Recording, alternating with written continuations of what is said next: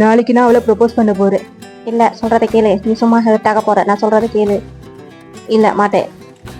அப்ப நாளைக்கு நாங்களே தான் நடந்து வரணும் உங்களோட. ஆமா, நீங்கள் தான் எனக்காக நாளைக்கு ஹெல்ப் பண்ண போறீங்க. ஐயோ, அப்ப நாளைக்கு பூவெல்லாம் வாங்கிட்டு போகணுமே. சொல்றது கேளு. நீ நாளைக்கு ஹெல்த் ஆக போற.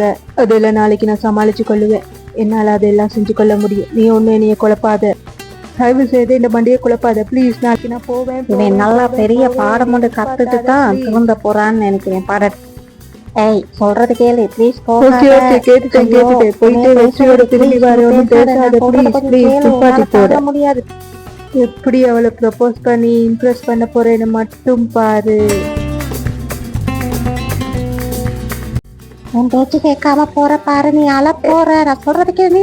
ஐயோ, ஒரு மாதிரி நின்றுட்டாங்க. நானாவது நிக்கிறதாவது. ஹாய், உங்க இருதயத்தோட என்னுடைய இருதயத்தை சேர்த்துக் கொள்ளலாமா? என்ன சொல்ல வரீங்க நீங்க? ஆமா, உங்களை நான் விரும்புறேன்.